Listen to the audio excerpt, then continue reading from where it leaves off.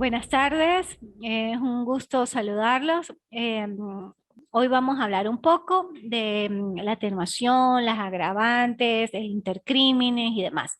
Para eso, pues bueno, yo les recomiendo mucho el libro de Lecciones de Derecho Penal de Hernández Grisante Veleda. Allí, igual como el de Arteaga Sánchez, está prácticamente pues todo lo que abarca la unidad curricular de Derecho Penal 1.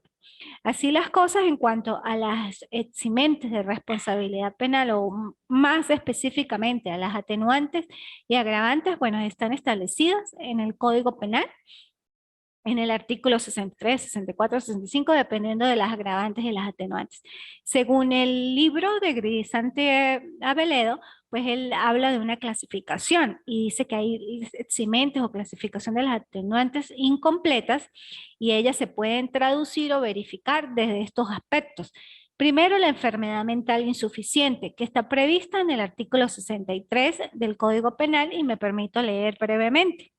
63. Atenuante de responsabilidad. Cuando el estado mental indicado en el artículo anterior sea tal que atenúe en alto grado la responsabilidad sin excluirla totalmente la pena establecida para el delito falta, se rebajará conforme a las siguientes: el lugar de presidio, el lugar de prisión y las otras penas divisibles. ¿Por qué es un atenuante? Porque en el momento que se verifica el estado mental, lógicamente que se hacen una serie de estudios, pues una causal para la atenuación de responsabilidad penal. Hay otros casos, y lo expone el autor, como ciertos casos de perturbación mental, dirigidos más a la embriaguez, están establecidos en el 64, ordenales 3 y 5. Luego, como clasificación de las atenuantes también, está el exceso de las causas de justificación, contemplado en el artículo 66 del Código Penal. Vamos a revisarlo rapidito. El 66 dice excesos de la defensa, el que traspasar los límites impuestos por la ley, en el caso del numeral 1 del artículo 65 o 2 del mismo, o se excediera en la defensa o en los medios empleados para salvarse del peligro grave o inminente, haciendo más de lo necesario, se quedará castigado con la pena correspondiente disminuida desde 1 a 2 tercios. ¿Okay? Por eso son cada clasificación de las atenuantes en el supuesto y de las, como dice el autor, legales incompletas. Ahora, las legales, según el autor, están establecidas en el artículo 67, 74. Dice, además de las eximentes legales incompletas, hallamos una excusa legal atenuante consagrada en el artículo 67, que es cuando hay arrebato o intenso dolor. Me permito leer: el que comete el hecho punible en un momento de arrebato de intenso dolor determinado por injusta provocación será castigado, salvo disposición con la especial, con la pena correspondiente disminuida desde un tercio a la mitad según la gravedad de la provocación. Lógicamente que con esto hay que tener mucho cuidado porque cada caso particular y hay que verificar efectivamente cuál es el arrebato o el intenso dolor que generó la conducta antijurídica para efectivamente la consumación de un hecho punible, ¿ok? Luego están las especificadas o determinadas que están en el artículo 74 del Código Penal, que dice, se consideran circunstancias atenuantes que salvo disposiciones especiales de la ley no dan lugar a rebaja especial de pena, sino que se tome en cuenta para aplicar esta menos del término medio, pero sin bajar el límite inferior al de la que el respectivo hecho punible asigna la ley, las siguientes: ser el reo menor de 21 años y mayor de 18 cuando cometió el delito, no haber tenido el culpable la intención de causar un mal de tanta gravedad, haber precedido injuria o amenaza de parte del ofendido y cualquier otra circunstancia de igual entidad que a juicio del tribunal aminore la gravedad. Estas son atenuantes como genéricas, de manera general, que casi siempre se toman en cuenta en el momento de poder rebajar la pena. Hay circunstancias atenuantes indefinidas, como las que están consagradas en el artículo 74, ordenal 4, que dice cualquier otra circunstancia, y estas son: la buena conducta predelictual del reo, la condición femenina, ya que la menopausia a veces en algunas mujeres, pues bueno, le causa algún tipo de trastorno, ¿no? O gestación, y pues esos son atenuantes. Si la mujer, la dama está embarazada, pues también se puede considerar atenuante en el momento de rebajar la pena. O que sea merecedora de algún beneficio procesal. La falta de educación y la falta de instrucción, pues el que ha sido educado, el que no ha sido educado, puede ser fácilmente corrompido. Estos son hipótesis o teorías que han escrito personas y que muchas veces son aplicables a los casos en concreto, ¿ok? La pobreza, el consentimiento del defendido, del sujeto pasivo y de la víctima. Ahora bien, las circunstancias agravantes. ¿Cuáles serían las circunstancias agravantes para efectivamente, como su nombre le dice, darle una mayor proporción o gravedad a la pena? Sería la mitigación de circunstancias atenuantes especiales para rebajar más la pena, no agravantes como tal, atenuantes especiales para rebaja de pena. Esto tiene que ver mucho con lo que es los límites de la edad. En el caso particular, en el Código Penal, esas atenuantes especiales para rebajar la pena casi siempre van dirigidas a lo que es la ancianidad. Y está establecido en el artículo 75 del Código Penal cuando expresa: el que ejecuta un hecho punible siendo mayor de 70 años, no se le impondrá pena de presidio, sino que en lugar de la de prisión, se aplicará la de arresto, que no cederá de 4 años. Eso en cuanto a las atenuantes especiales, la condición de femenina, ya lo dije, en cuanto a si está embarazada la mujer o no, pues también se le aplican atenuantes, ¿no? Por el hecho del interés superior del niño y demás, que está en proceso de evolución y que haya un parto feliz, como le dice, o feliz término en ese proceso. La enfermedad mental insuficiente, pues también sus causas de atenuantes, o estos, bueno, también tiene que comprobarse, ¿no? Porque una persona que comete un hecho delictivo puede decir que está loco, que está enajenado mental o que cometió bajo una circunstancia de enajenación sobrevenida y demás. Este tipo de situaciones son verificables y comprobables a nivel del sistema neuronal. Una persona que pueda cometer un hecho delictivo y después alegue o su defensor alegue que cometió por estado mental insuficiente o sobrevenido, pues se le hacen los estudios de respectivos y se determina efectivamente si lo cometió bajo un estado mental sobrevenido o ya tenía ese patrón de conducta, era esquizofrénico, era paranoico o tenía obsesiones o epiléptico. Todo este tipo de, inclusive ya cuestiones o aspectos psiquiátricos, donde interviene es la psiquiatría y los expertos en esa área, en ciencias forenses, que van a determinar si hay una enfermedad mental, si hay una enfermedad psiquiátrica, si efectivamente cometió el delito porque tiene o porque se está haciendo el loco y no es una persona, o sea, loca o enajenada mental, sino es una persona normal con pleno conocimiento de sus actos y de su conciencia. Bueno, de esos tipos de enfermedades mentales o enajenaciones mentales, pues abarca lo que ya indiqué, es que desde esquizofrenia hasta conductas paranoicas, o estados epilépticos o delirios o obsesiones compulsivas y demás, ¿no?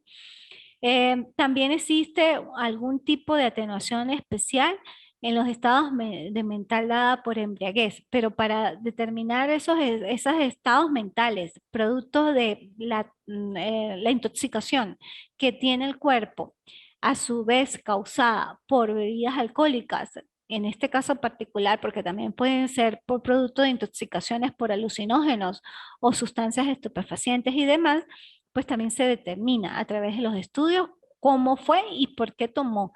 Si tomar algún tipo de alcohol lo hizo para ser más fuerte y sentirse más fuerte para generar el hecho delictivo, o si lo hizo y no tenía ni siquiera la intención de cometer el hecho delictivo, sino que se volvió, en ese momento se enajenó producto de la intoxicación y cometió el hecho delictivo. Por eso les indico que cada caso es particular y es necesario avisorar todos estos aspectos y casos particulares para poder encontrar a consideración atenuantes o agravantes en la responsabilidad penal individual de la persona que está en cursa en la comisión de un hecho delictivo. Otras causales o clasificaciones de atenuación, bueno, la provocación, ¿no? Cuando estas son actitudes pendencieras. Se considera que una persona es pendenciera cuando asusa a otra persona para que se vuelva agresiva o para que accione de la misma manera como está accionando él. Son conductas provocativas pendencieras. Y vuelvo y repito, pero se verifica a través de los testigos cómo fue esa conducta pendenciera y cuál fue la causal de provocación que generó la conducta antijurídica que resultara en un hecho punible, ¿no? Que casi siempre en esas conductas antijurídicas al generar un hecho punible, pues son de cercenamiento de la integridad física, llámese por lesiones o llámese ya un homicidio, ¿no? Se verifican pues las formas de atenuación, la gravedad del provocador, si efectivamente lo excitó o no, y esto pues lo trata muy particular el Código Penal en el artículo 67. Vamos a leerlo rapidito, que es el que ya leí, el de arrebato de intenso dolor, pero hay cuestiones principales, ¿no? Allí, que es las que voy a dar a continuación, por decir, excitando o reforzando la resolución de perpetrar el delito o ejecutarlo como tal, asistiendo ayuda o después de cometido, dando instrucciones o suministrando medios para realizarlo y facilitando. Esto tiene que ver mucho con las formas de participación accesoria de los delitos, que los vamos a ver ahorita en unos momentos, pero va en consonancia como parte de atenuación de responsabilidad bajo qué figura o cuál fue su actuación en ese hecho delictivo. ¿Okay? De esas causales de atenuación, que son las más generales y las básicas, ahora sí vienen las de agravantes o las causas que agravan la pena, que son causas generales de agravación de la responsabilidad penal, específicamente de la pena. Estas circunstancias agravantes genéricas o propiamente dichas están consagradas en el artículo 77 del Código Penal. Primero, ejecutarlo con alevosía. Hay alevosía cuando el culpable obra a traición o sobre seguro. 2. Ejecutarlo mediante precio, recompensa o promesa. 3. Cometerlo mediante inundación, incendio, veneno, explosión, varamiento de nave, avería causada a propósito, descarrilamiento de locomotora o por medio del uso u otro artificio que pueda ocasionar grandes estragos. 4. Aumentar deliberadamente el mal del hecho causando otros males innecesarios para su ejecución. 5. Obrar con premeditación conocida. 6. Emplear astucia, fraude o disfraz. 7. Emplear medios o hacer concurrir circunstancias que añadan la ignominia o los efectos propios del delito. Abusar de la superioridad del sexo o de la fuerza, de las armas, de la autoridad o emplear cualquier otro medio que debilite la defensa del ofendido. Obrar con abuso de confianza. Cometer el hecho punible aprovechándose del incendio, naufragio, inundación u otra calamidad semejante. Ejecutarlo con armas o en unión de otras personas que aseguren o proporcionen la impunidad. 12. Ejecutarlo en despoblado o de noche. Esta circunstancia la estimarán los tribunales atendiendo a las del delincuente y los efectos del delito. 13. Ejecutarlo en desprecio, en ofensa de la autoridad pública o donde ésta se haya ejerciendo sus funciones. 14. Ejecutarlo con ofensa o desprecio del respeto que por su dignidad, edad o sexo mereciera el ofendido o en su morada cuando éste no haya provocado el suceso. 15. Ejecutarlo con escalamiento. Hay escalamiento cuando se entra por vía que no es la destinada al efecto.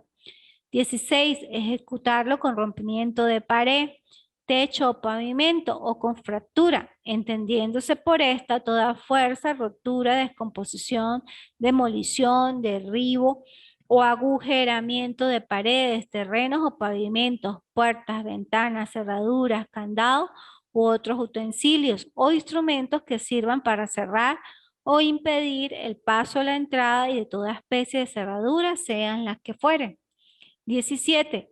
ser el agraviado, cónyuge del ofensor o su ascendiente o hermano legítimo, natural o adoptivo, cónyuge de estos o ascendientes, descendientes, o hermano legítimo de su cónyuge o su pupilo, discípulo, amigo o íntimo o bienhechor. 18.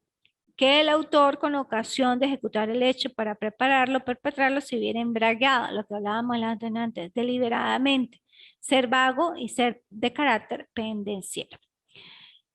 Esas son pues las agravantes generales establecidas en el 77 y pues aparte de esas agravantes están también la reincidencia, está también principalmente esa, pero la reincidencia es principal. ¿Por qué? Porque en el momento que el juez verifica la responsabilidad penal y va a colocar o a imponer la pena, verifica y establece todas estas circunstancias y debe determinar si esa persona que declaró penalmente responsable ha cometido otros hechos delictivos. Esa es la llamada conducta predelictual. Y si hay reincidencia, no solamente por el hecho que cometió, o sea, porque no tiene que ser el mismo delito cometido, sino que cometió otros delitos en anteriores oportunidades y cometió otro delito, puede ser de mayor o de menor gravedad, pues hay reincidencia en la comisión de hechos delictivos y lógicamente es una agravante. ¿Okay? Cuando hablamos de este tipo de agravantes, ejecutarlos con la alevosía, bueno, son reacciones desproporcionadas al daño. No conforme con esto, una persona, o sea, puede ejecutar un homicidio y ya teniendo a la persona pues indefensa, ya prácticamente sin vida, le hace más daño, le genera más heridas o lesiones en su cuerpo.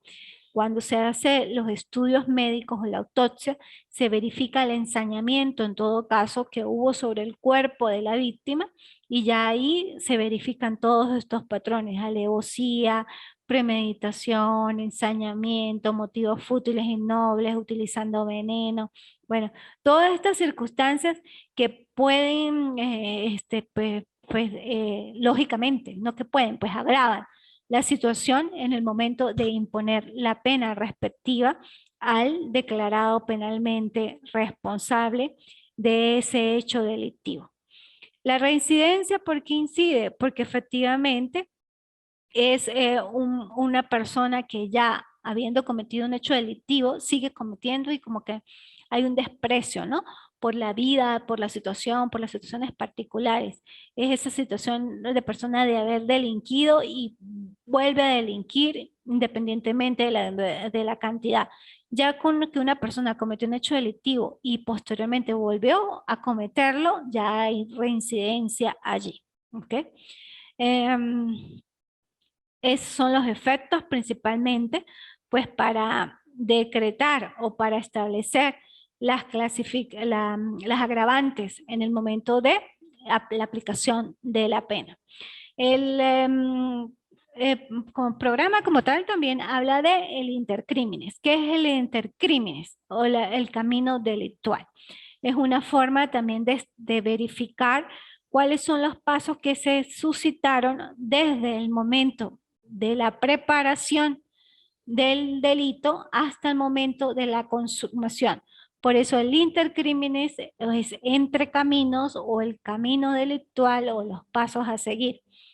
Dice que, según Hernández Grisante de Veledo, que es la serie de etapas de fases por las cuales atraviesa la vida el delito, desde el momento en que el sujeto activo concibe la idea de perpetrarlo hasta la consumación del delito.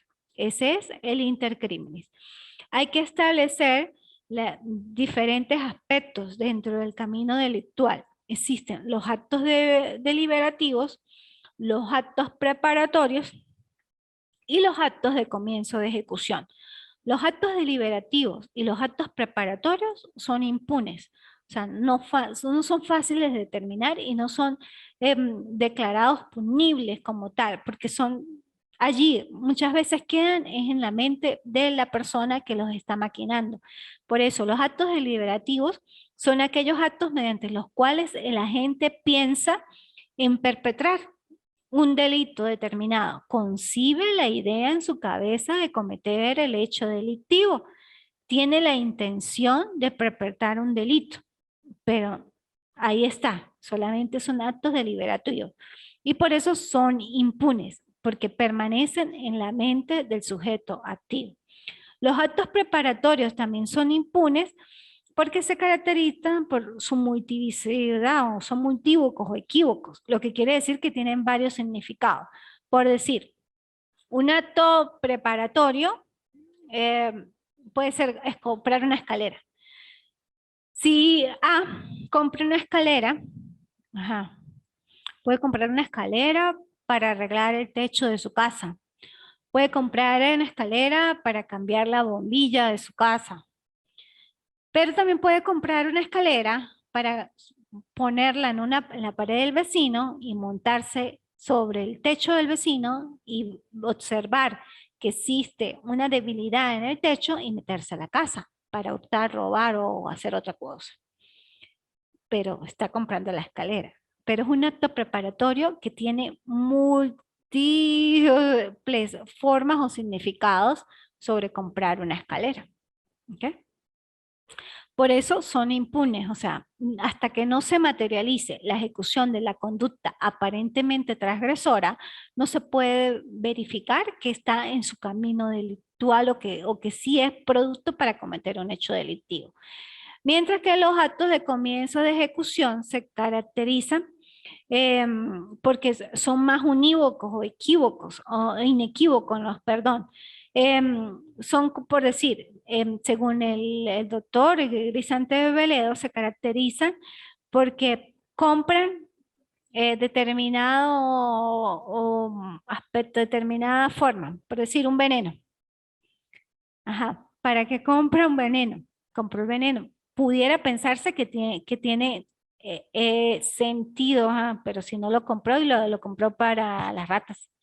Ajá, pero lo compró y se lo empezó a colocar a la comida de determinada persona en partes.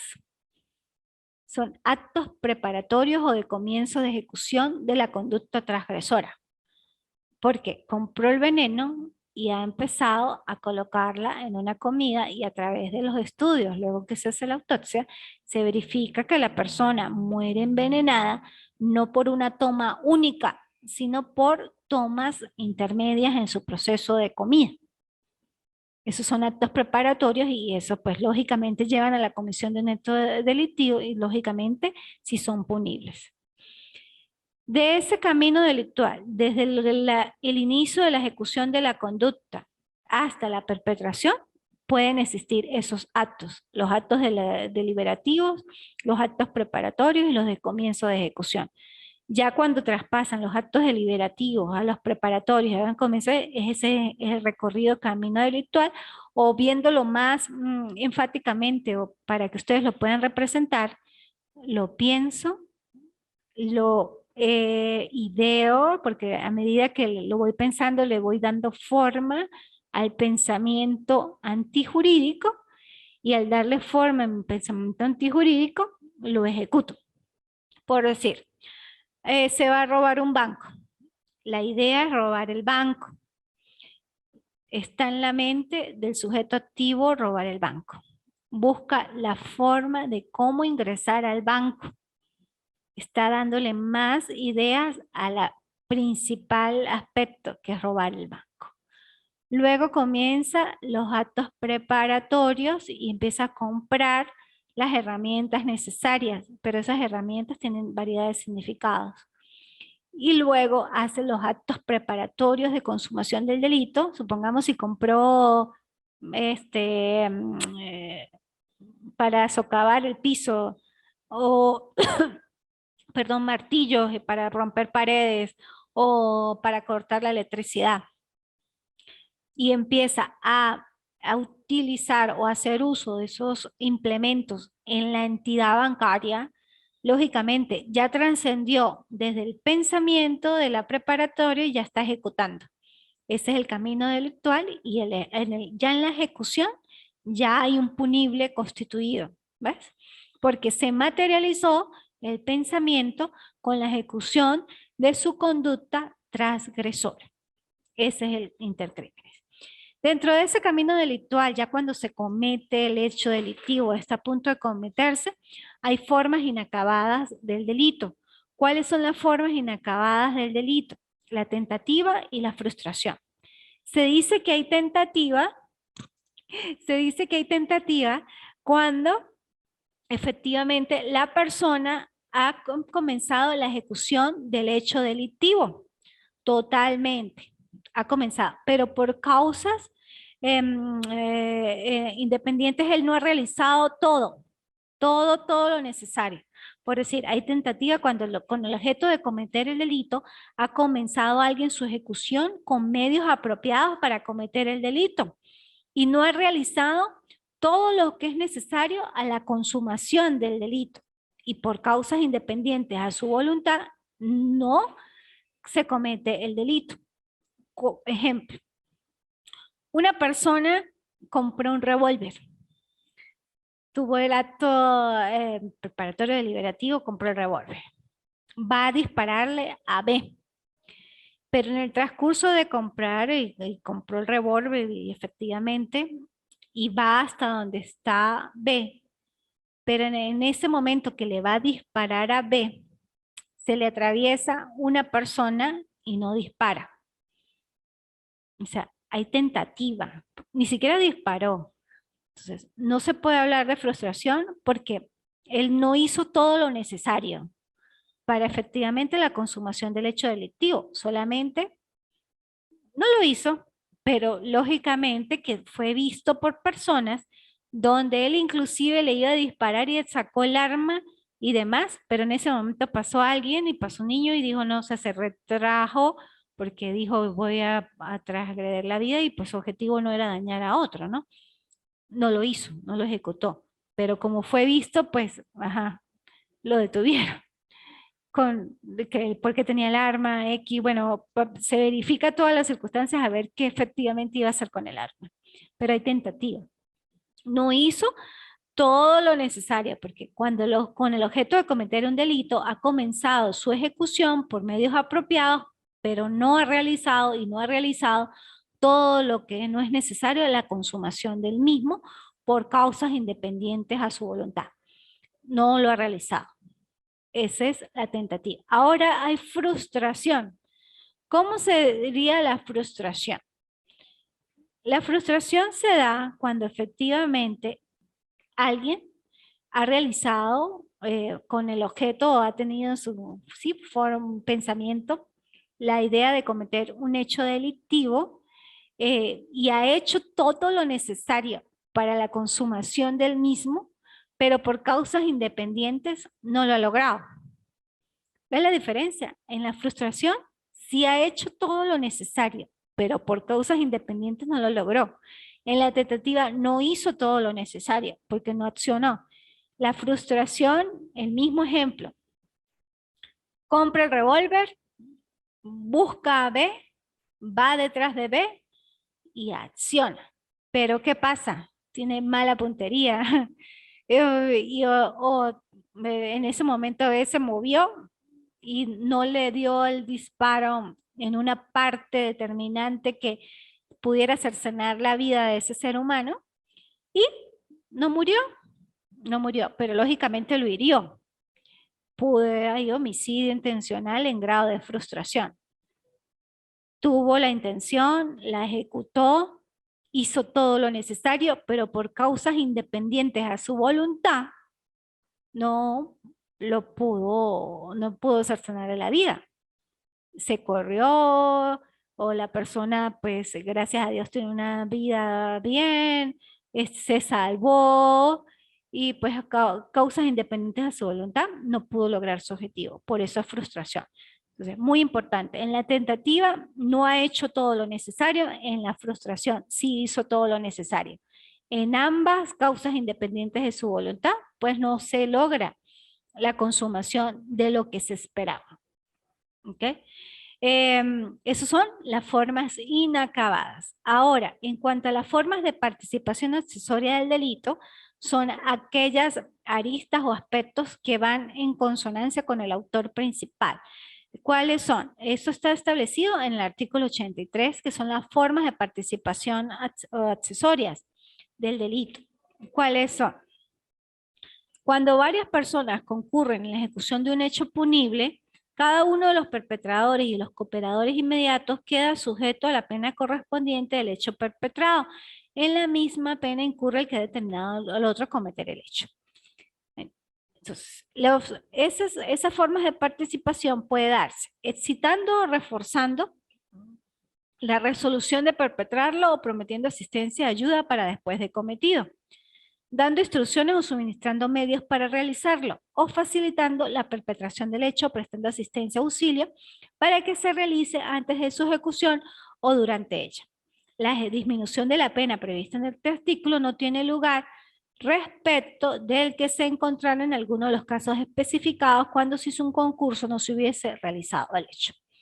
Entonces, precisamente, se considera participación accesoria el cooperador, el cómplice, el facilitador, todas aquellas personas que pueden ayudar en la comisión de un hecho delictivo o en la consumación de ese hecho delictivo.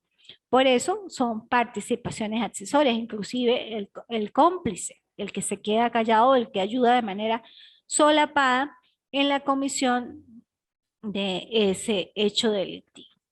Ya ahora sí, más o menos teniendo clara lo que son las atenuaciones, la clasificación de las atenuantes, de las agravantes, el camino delictual, las formas inacabadas, las participaciones accesorias, pues llegamos a lo que es la pena. Es muy importante que ustedes pues tomen su código penal, revisen esa parte de los primeros artículos, si es posible del 1, pero si quieren solamente entrar al mundo de las atenuantes y de las agravantes, bueno, desde el 62, 63, 64, 65, 77 en adelante. Y van haciendo esa comparación de las atenuantes, de las agravantes, con inclusive los elementos del delito, tanto positivos como negativos, que los hemos visto en las anteriores clases. ¿Ok? Por eso es importante pues estos momentos y que ustedes de manera autodidacta profundicen todo este cúmulo de conocimientos que es tan importante y más en el área penal, si se van a dedicar al área penal, ¿no? Ahora bien, con respecto a lo que es la penología, se dice que es el conjunto de disciplinas que tiene por finalidad la correcta ejecución y la correcta aplicación de la pena impuesta por sentencia condenatoria definitivamente firme. Cuando hablamos de correcta ejecución y correcta aplicación, bueno, en primer lugar, correcta ejecución, el tribunal competente, el tribunal de ejecución, que es el encargado de dictar, llámese así, el ejecútese de la pena en el momento que es pasado el expediente a ese tribunal.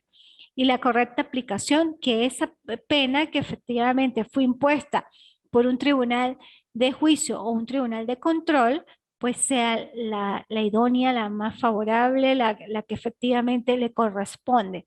¿Por qué digo esto? Porque a veces por dosimetría penal, en el caso de los adultos, si hay concurso ideal o concurso real de delitos, no se suma o no se resta o no se le aplican bien las atenuantes o las agravantes y puede ser que haya una desmejora significativa o se le coloque más pena. Pues hay formas de solucionarlo, ¿no? Se corrige, se interpone un recurso y demás, y se corrige. Pero es necesario que el tribunal de ejecución pues verifique todas estas circunstancias y que ya si pasó el tribunal de ejecución pues quedó definitivamente firme, pero no por eso. Si hay un error en cuanto a la dosimetría, se puede subsanar estando en ejecución, que eso es parte del recurso de revisión. Y si antes que llegue a ejecución, pues las partes pueden recurrir si posterior a la materialización de la sentencia, la resolución verifican que hubo un error de cálculo. Perfectamente se puede subsanar. Ya estando en ejecución, habiendo hecho las subsanaciones o que efectivamente la sentencia quedó bien, pues se procede a la correcta ejecución y correcta aplicación de la pena, atendiendo al delito, al bien jurídico protegido y a lo que se efectivamente pues le colocara. Si una persona, dependiendo del delito, pues va a ser merecedor de diversos beneficios procesales o de la ejecución de la pena y demás. Ya eso pues le corresponde netamente a los tribunales de ejecución y a los jueces o juezas ejecutoras que van a verificar también cómo es el comportamiento dentro del recinto penitenciario, si está pues lógicamente detenido, si no está detenido, bueno, que haga cumplimiento de las otras tipos de penas o de presentaciones en las unidades correspondientes y demás. Lógicamente que tiene que cumplir ciertos tiempos físicos si está detenido dentro del recinto carcelario y teniendo una buena conducta que se ponga a estudiar, pues sería merecedor de algunos beneficios procesales. Hay algunos delitos como los que son para la nación o de droga que no admiten beneficios procesales, pero hay otros delitos que se admiten beneficios procesales y que lógicamente tienen la posibilidad de darle la libertad, va condicionada lógicamente, pero ya después de haber cumplido un tercio o las dos terceras partes de la pena. Entonces, eso en definitiva es la pena, la penología. Cada recinto carcelario pues tiene su propia infraestructura, su higiene penitenciaria, la seguridad penitenciaria y cada director pues hace uso de los mecanismos, de las herramientas que tenga para efectivamente aplicarla y pues, estar en correcta vigilancia, porque la parte jurisdiccional pues el juez o jueza se encarga de valorar a nivel legal si ya es merecedor o no es merecedor de algún beneficio procesal. Y si no, pues lo que le corresponde ir a hacer las visitas, verificar su comportamiento y llevarlo hasta que procesalmente por espacio, por tiempo físico cumplido, pues haga uso de estas alternativas o beneficios procesales. En materia de adolescentes no existen beneficios procesales, se le aplican sus sustituciones de medidas y no por tiempo físico, dependiendo de los informes. Lógicamente que por práctica común en materia de adolescentes se exige que tenga mínimo la mitad del tiempo físico cumplido en los casos de sanción de privación de libertad.